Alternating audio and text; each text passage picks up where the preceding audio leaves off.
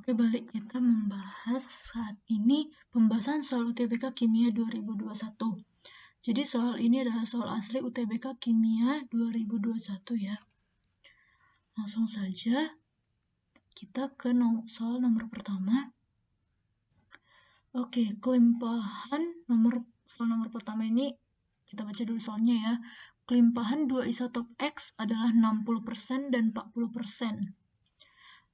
Kita coba gambar atau tandai, itu adalah 60%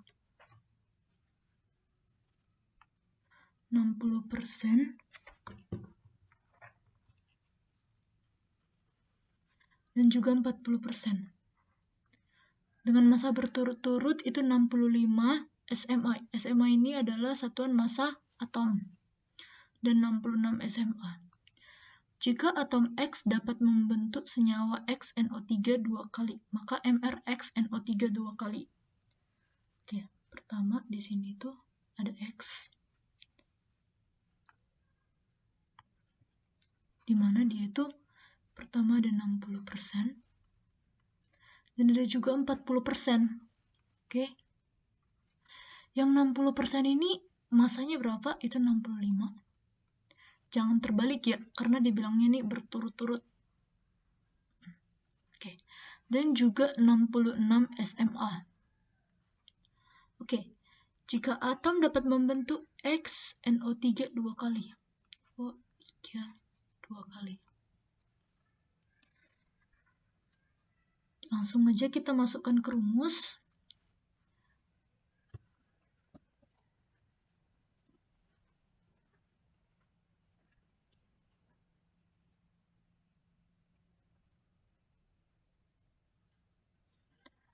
%60 dikali 65 ditambah 40% dikali 66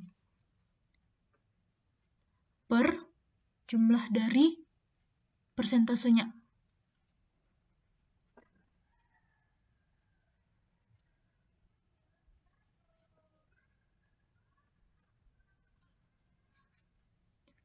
Itu 100%. Dari sini kita dapat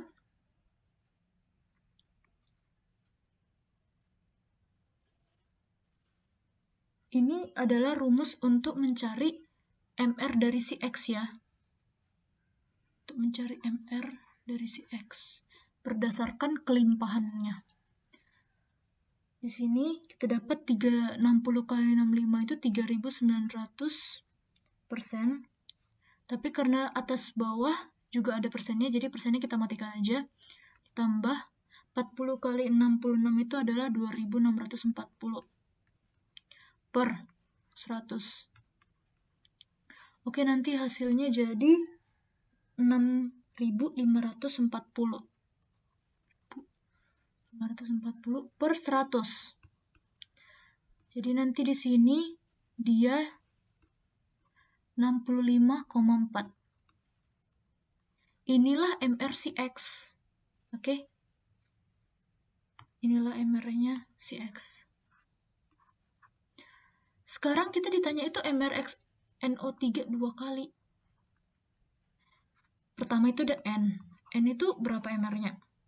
MR-nya itu adalah 14. Bukan MR sih, maksudnya AR. Kalau AR itu yang satuan tunggalnya. Kalau MR massa molekulnya. O itu adalah 16. Lalu kita cari NO3 2 kali, berarti 14 ditambah 16 dikali 3, ini dikali 2. Inilah MR dari NO3 2 kali. 2 kali. Ya kan? Ini nanti hasilnya menjadi 124. Kan yang ditanya itu MrXNO3 2 kali, berarti MR dari X ditambah MR-nya dari NO3 2 kali. Yaitu 124 hasil yang kita dapat, ditambahkan dengan MRX dari yang rumus kelimpahan isotopnya tadi, itu 65,4. Nanti hasilnya menjadi 189,4. Dan jawabannya itu adalah E. Oke, kita rasa ini sudah cukup, lalu kita lanjut ke pertanyaan nomor 2. Oke, kita di sini ada pertanyaan yang dia itu menggunakan persamaan. Ada persamaannya. Garam Na2CO3 mR-nya itu 106. Sebanyak 10,6 gram direaksikan 0,1 mol HCl sesuai dengan persamaan. Ini ada persamaannya ya. Volume gas CO2 yang terbentuk pada keadaan 4 liter gas NH3. mR 17, masanya 8,5 gram adalah. Jadi ada dua konsep di sini ya. Pertama, dari konsep yang persamaan ini sama konsep ini, perbandingan volume sama molnya. Sekarang hal pertama yang perlu kita lakukan itu kita bedah dari si persamaannya. Kita setarakan dulu. Apakah persamaannya udah setara? Kita cek dulu ya. Kita tulis persamaannya. Jadi sebenarnya persamaan ini harus kita tulis bentuk dari si molekulnya ataupun si unsurnya itu seperti S, aqueous, tapi di saat ujiannya langsung itu tidak perlu gitu, karena yang kita perlu itu data ininya. Apalagi ujian UTBK kan itu punya waktu yang cukup singkat. Kalau dia tidak perlu banget untuk datanya itu gak usah harus ditulis, mana yang perlu aja untuk menghemat waktu. Oke, Na2CO3. Kita cek dulu Na-nya di sini 2, di sininya 1, berarti di sini 2. Kita ganti warnanya, kita buat merah. 2. Salah, di sini. Oke. Na-nya 2, 2. CO3. Baru apa lagi nih? Ada Cl. Unsur-unsur yang kalau untuk setarakan, usahakan dulu unsur-unsur yang seperti Na, Cl gitu. Gak usah dulu langsung ke O sama H, karena O sama H ini banyak itunya, banyak seperti di sini ada O, di sini ada O. Usahakan dulu yang satu-satu dulu, Cl, Na. Kayak gini, itu H sama O, kalau biasanya itu dibelakangin aja, biar cepat. Terakhirlah kita setarainnya. Lalu di sini itu ada Cl. Cl-nya 1 kan, sedangkan di sini nanti Na Cl2. Cl-nya nanti di sini bakal 2, jadi di sini harus 2. Ya kan? Terus ada C. C-nya udah 1. Lalu masuklah kita ke O. O-nya itu di sini 3 kan, sedangkan di sini itu 1 tambah 2, pas 3. Berarti inilah bentuk molekulnya. Kita tulis ulang. Bentuk persamaannya ya, bukan molekul. Na2CO3 ditambah 2HCl menjadi 2NaCl ditambah H2O ditambah CO2. Oke? Terus kita lihat tuh Na2CO3 dari sini nih. Kita mau cari molnya. Mol itu apa sih? Massa per mR. Massanya 10,6 gram per mR 106. Berapa ini? Berarti dia menjadi 1 per 10 mol, atau bisa kita bilang jadi 0,1 mol. Di sini 0,1 mol juga kan? Oke, kita tulis ya. Berarti mula-mula bereaksi setara. MBS. Di sini pertama itu mula-mulanya tadi kan 0,1 kan? 0,1. Kita buat pulpen warna lain aja. 0,1. Di sini juga 0,1. Terus kita mau menghabiskan salah satu dari unsurnya ini atau molekulnya ini. Kalau dari sini kita harus habisin yang HCl-nya.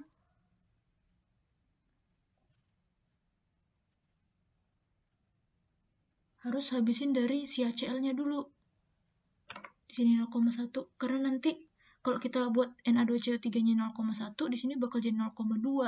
Dan zatnya kurang.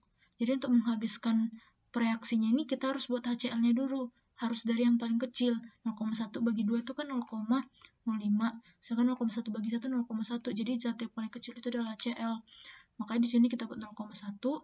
0,1 ini kan 2. Berarti kalau di 1 dia jadi 0,05. Kita buat perbandingan. Lalu di sini jadi 0,05. Di sini habis kan? Menghabiskan zat reaksinya. Lalu di sini 0,05 kali 2 berarti 0,1. 0,05 di sini 0,05. Kita itu yang ditanya apa sih? Volume gas CO2 yang terbentuk. Volume gas CO2. Ini. Dalam keadaan 4 liter. Wah, udah main liter. Ingat, kalau kita udah main volume, ingat rumus apa? Kita mainnya berarti ke rumus N per V sama dengan perbandingan N per V. Ini rumus perbandingan volume dengan mol.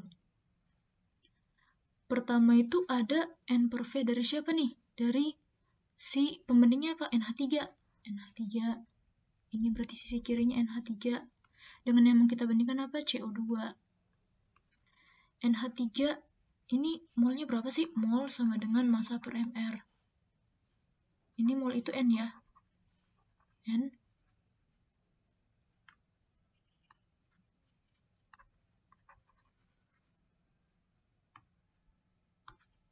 N sama dengan massa per mR. Massanya 8,5. mR-nya 17. Ya kan? Lalu kita buat ke sini. 8,5 per 17. Bisa aja sih langsung kita buat. Kita bagikan dulu nanti, tapi kita buat kayak gini dulu ya. Terus, volumenya berapa? 4 liter. 4. Kalau dari sini kita harus perhatikan nih, apakah dia semua dalam satu satuan. Maksudnya, semuanya itu dalam bentuk mol. Jangan ada satu yang mili gitu. Jadi kita samain semua. Di CO2 berapa sih molnya? Ini tadi dalam bentuk mol kan, jadi bisa aja kita masukin. Tadi dapatnya 0,05. Dari sini 0,05. Terus volumenya berapa? Volumenya itu yang kita tanya. Dan hasilnya nanti setelah kita lakukan perhitungan itu 0,4 liter. Nanti bisa teman-teman cek, nanti hasilnya itu 0,4 liter. Dan jawaban yang benar itu adalah C. 0,4 liter. Oke, kita lanjut ke soal berikutnya. Arus listrik 5 ampere.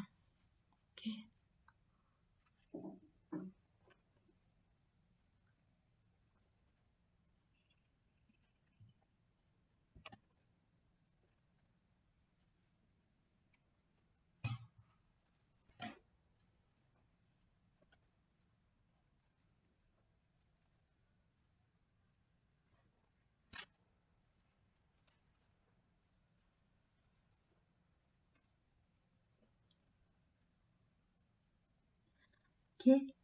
Arus listrik 5 ampere diberikan ke dalam larutan V3 nitrat selama 30 menit. Oke. Sebanyak 1,8 gram logam V mengendap katoda. Massa atom relatif logam V adalah, ini tuh kalau saya lihat-lihat dia ke materi yang namanya elektrokimia.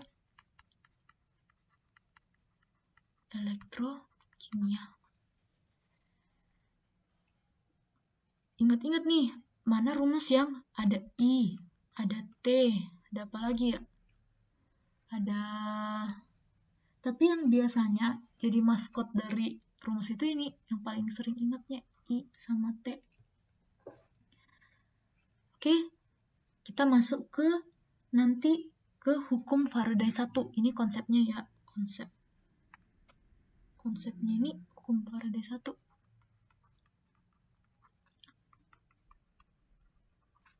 hukum Faraday 1.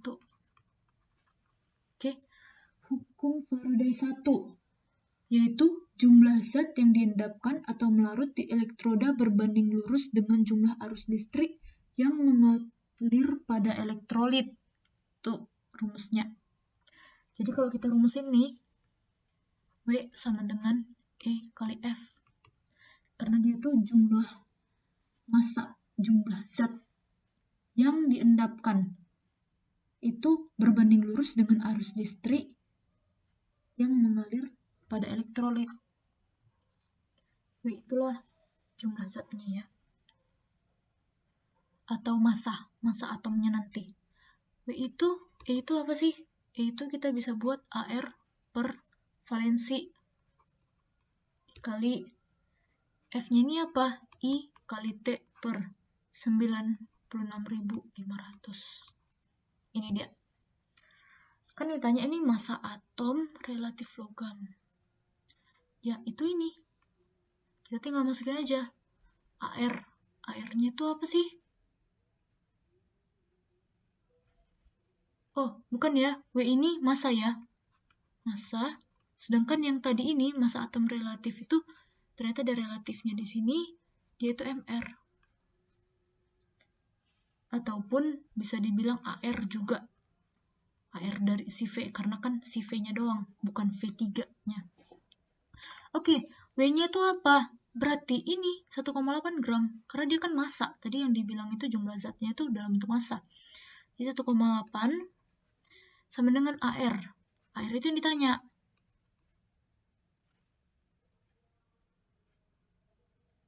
Ya kan? AR-nya. Per, valensinya berapa? Valensinya 3. Dikali I kali T. I-nya itu berapa? I-nya itu arus kan? 5. T-nya berapa? 30 menit. Kalau dalam rumus ini, T itu dalam bentuk sekon. Kayak 30 kali 60 per 96.500. Oke, kita coba. Ini kan. Berarti AR sama dengan kita kali silang ya. Ininya ke sini. Ya. Duh, jelek banget.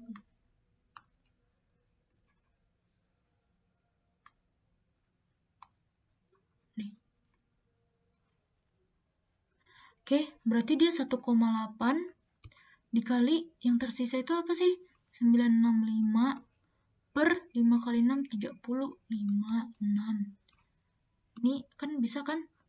Berarti 0,3. Nanti dapat airnya itu sama dengan 58. Dari hasil pemecahan yang ini. Oke, berarti jawabannya C.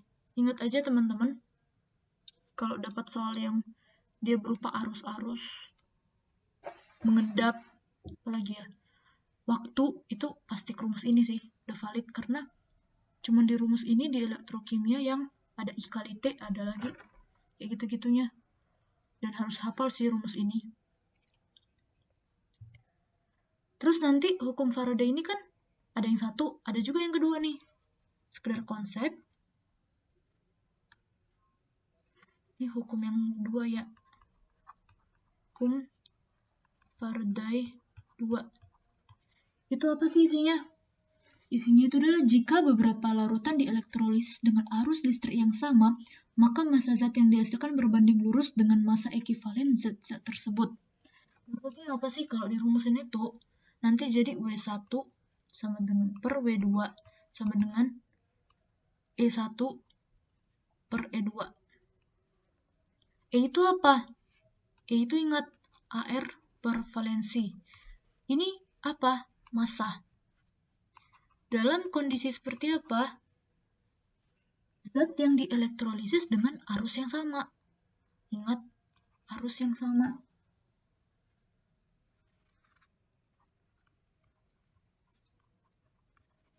Ini nanti ciri-cirinya seperti apa sih? Dia bakal ada perbandingan. Bukan perbandingan sih, maksudnya ada dua zat nanti yang seperti dibandingkan. Misalnya dia dikasih tahu masanya Zat yang kedua juga dikasih tahu masanya. Dan memang ini perbandingan kan?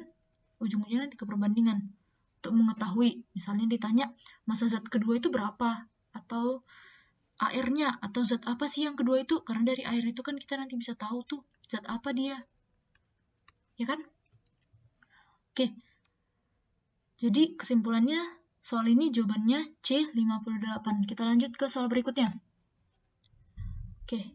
Larutan penyangga. Larutan penyangga. Ini apa? Buffer. Dari sini kita bisa langsung lihat nih. Kalau dia bakal ngarah ke yang namanya buffer. Yang dibuat dengan mencampurkan 0,3 mol CH3COH. Ini apa sih CH3COH? Asam lemah ya. Dengan 0,3 mol CH3CONA. Ini udah bentuk garam nih. Sifatnya apa sih ini? Basa sih. Ini harusnya garam basa. Kenapa? Karena NaOH. Basanya kuat nih. Memiliki pH sama dengan 5. Jika ke dalam larutan tersebut ditambahkan 0,1 mol NaOH. Oke, NaOH itu apa? Basa kuat. Basa kuat. Maka pH akhir campuran tersebut. Buffer. Buffer itu apa sih? Jadi, larutan penyangga ataupun buffer itu berfungsi mempertahankan pH. Jika larutan penyangga diencerkan ditambah sedikit asam atau basa, pH-nya tidak berubah. Itu sekilas informasi tentang buffer. Dari mana sih? Selain dia dibilang nanti larutan penyangga, kita tahu buffer itu nanti dari mana kalau ada dua zat nih ditampilin atau dicampurin nih. Garam dari basa lemahnya sama garam dari suatu zat dengan zatnya yang lemah itu. Asam lemah dengan konjugasinya. Nanti bakal ada kata-kata konjugasi. Atau asam lemah dengan basa konjugasinya. Iya, itu yang betul. Asam lemah dengan basa konjugasinya. Karena nanti dia bakal bersifat basa. Tapi dia bakal jadi basa konjugasinya karena dia mengandung ini. Zat yang sama nih. CH3, COO. Oke, kita masukin nih ke rumus buffer. Rumus buffer itu apa sih? H plus sama dengan Ka dikali molar Al per ini garam ya. Oke, H plus. Di sini kalau bisa teman-teman tebak yang dicari itu apa sih? Pasti yang dicari itu si Ka-nya kan? Karena data yang tidak diketahui itu si Ka. H plusnya berapa? pH-nya sama dengan 5. pH 5 itu pasti H plusnya itu kalau gini nih pasti 10 pangkat minus 5. Berarti nanti dia 10 pangkat minus 5 sama dengan Ka dikali Al, asam lemahnya. Dia ini sebenarnya molar, tapi karena molar itu kan N per volume. Volumenya kita nggak tahu nih. Jadi perbandingannya akan tetap aja sama volumenya nanti sama volumenya si garam ini bakal saling mematikan. Jadi kita bisa masukkan mol juga. Karena kan di sini yang tahunya cuma 0,3 mol doang. Kita nggak tahu ada volume-volumenya di dalam. 0,3 mol per garamnya juga 0,3 mol kan. Berarti Ka-nya berapa? 10 pangkat minus 5. Oke. Terus kita mau cari campuran akhirnya. Ini nih, kalau kayak gini nggak bakal muat nanti. Ini kita udah tahu lah ya konsepnya. Kita hapus karena nanti agak panjang jalannya. Yang penting kita udah tahu kalau K-nya itu nanti bakal 10 pangkat minus 5. Itu data yang kita dapat. Oke. Kita buat di sini ya, biar jangan lupa. Oke, ini datanya. Kita buat nih, kita susun persamaannya. Kan nanti CH3COH. Nanti kan di dalam satu zat ini, dia kan nanti ada larutan penyangga. Di dalamnya ini ada CH3COH. Ada CH3CONA nanti. Kan di dalamnya itu kan nanti ada dua-duanya dimasukin. Nih mau dimasukin nih sama NaOH. Yang akan bereaksi itu ke siapa sih? CH3CONA atau CH3COH? Pasti ke si CH3COH. Karena biar dia basa kuat sama asam lemahnya yang bercampur, bukan garam. Ini udah jadi garam. Ini nanti yang dihasilkan malahan jadinya. Ya kan teman-teman? Jadi jangan terkecoh ya. Bukan ditambah dengan CH3CONA nanti dia, tapi dengan CH3COH. Nanti dengan NaOH dia menghasilkan lagi jadinya malahan jadi CH3CONA. Jadi ini tambah ini, dia menghasilkan zat lagi berupa ini, gitulah nanti gambarannya. Jadi kesimpulannya CH3CONA-nya dia makin banyak, karena dia dari awalnya udah ada, ditambah lagi sama pencampurannya. Oke? Terus ini apa? Asam basa, berarti garam sama H2O. Kan? Kita tengok nih, CH3COO-nya berapa? 0,3 mol. NaOH 0,1 mol. Oh iya, kita lupa setarain. Tapi kalau dari kita lihat ini udah setara ya. Udah semua satu-satu. Oke. Terus CH3CONA-nya tadi kan udah ada sebelumnya. Makanya kita buat juga 0,3. Ya. 0,3. Karena dia bukan kosong, bukan dari 0. Dia mula-mula. Kan dia mula-mula bereaksi setara. Oke. Terus kita mau mencari pembatas, reaksi pembatas ya. Di sini tuh ada yang menjadi reaksi pembatas pasti NaOH 0,1 karena dia paling kecil. Di sini nanti jadi 0,2 mati. Di sini jadi berapa? 0,1 ditambah jadi 0,4. 0,1. Di sini jadi 0,1. Di sini kosong awalnya. Oke, terus kita masuk ke rumus mana nih? Kok udah kayak gini nih?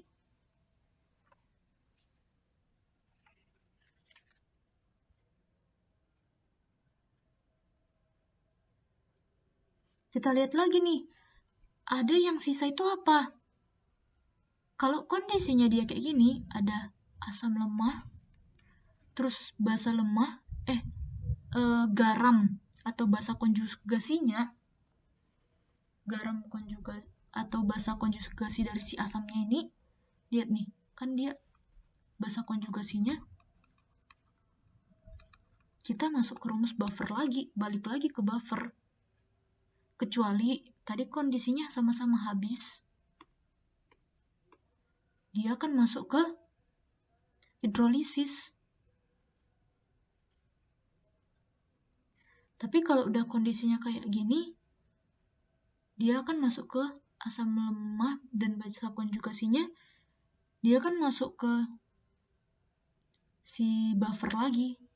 Makanya rumusnya nanti balik lagi nih ke sini. Ini udah fix, dia bagiannya buffer. H plus sama dengan, tadi Ka-nya berapa? 10 pangkat minus 5 kan? Dari yang kita dapat data pertama. Terus dikali molar dari asam lemahnya itu berapa? Asam lemah itu yang mana? Yang ini, CH3COH. Dia 0,2. Terus CH3CONA, dia 0,4. Sama kayak tadi. Terus bagi 2. Ya jadi setengah kali 10 pangkat minus 5. Oke, terus ini nih kita mau buat kayak mana? Kan kita coba pecah dulu ya. Setengah itu apa sih? 0,5. Berarti 5 kali 10 pangkat minus 1 kali 10 pangkat minus 5. Berarti 5 kali 10 pangkat minus 6. Berarti dia 6 dikurangi log 5. Kita lihat pilihannya. Loh, 5 semua. Gimana nih? Kalau gitu, jangan langsung nyerah. Udah kagak ada jawabannya atau ini udah salah. Kita coba cari cara lain. 6 dikurangi log 5 itu 10 per 2 kan? Terus 6 dikurangi, kalau log ini 10 per 2, dia bakal gini kan? Log 10 dikurangi log 2. Log 10 itu berapa sih? Log itu berarti kalau nggak ada di sini dia 10 kan? 10 log 10 berarti 6 kurangi 1.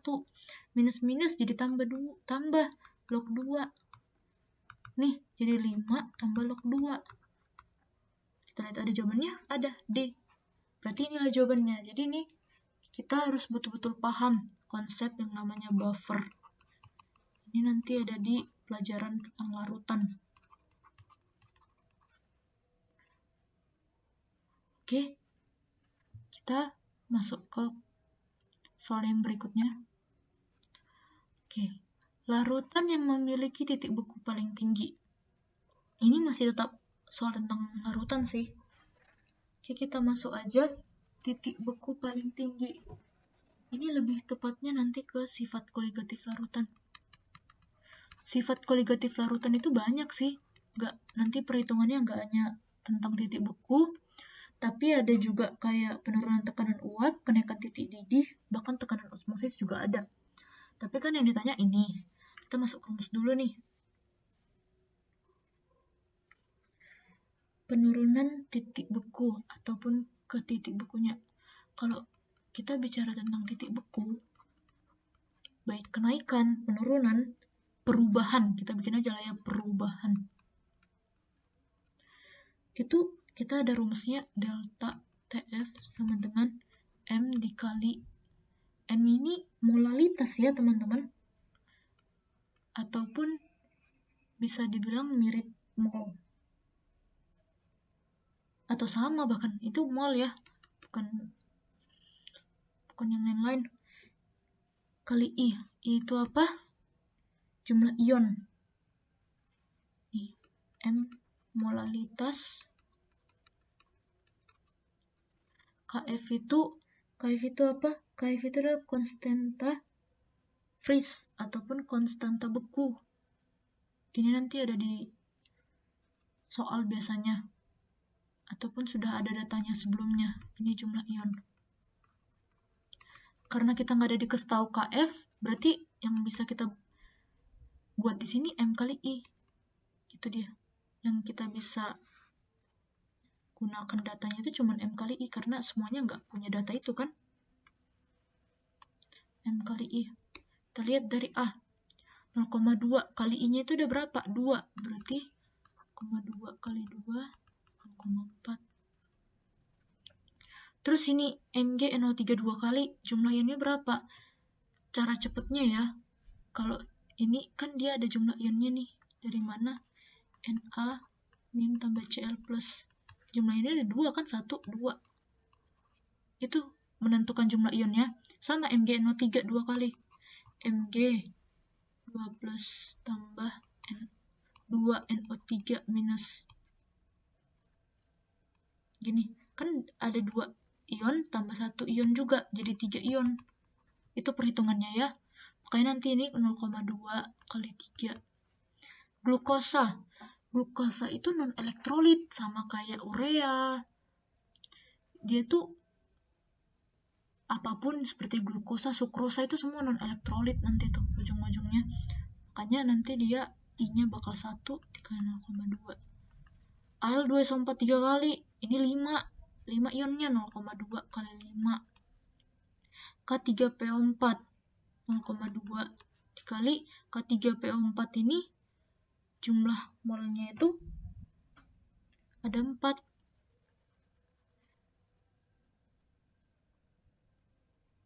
Tapi kan kita bisa juga nih cara cepatnya lihat nih semua 0,2 mol nih. Cuman kita lihat mana yang paling elektrolit, mana paling besar ionnya, paling banyak. Dan dari semua ini yang paling banyak itu Al2SO4 3. Makanya nanti jawabannya D, yang memiliki titik beku paling tinggi. Karena dia M kali I-nya nanti paling besar sejumlah 1. Gak usah apalah harus kita kali-kaliin, lihat aja nih angka-angka 0,-nya itu.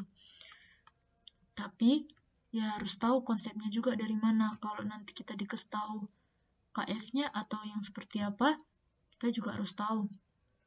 Dan ingat, jangan hanya pelajari yang ini, ada banyak nih konsepnya. Ada penurunan kenaikan titik didih, osmosis, dan juga tekanan uap. Dan semua babnya itu ada di sifat koligatif larutan. Oke, sekian dulu video pembahasan kita. Jikalau ada yang ingin bertanya atau koreksi atau bahkan usul video yang akan kita buat, bisa komen di bawah. Jangan lupa like dan subscribe channel ini agar kita bisa terus membagikan manfaat untuk kita semua.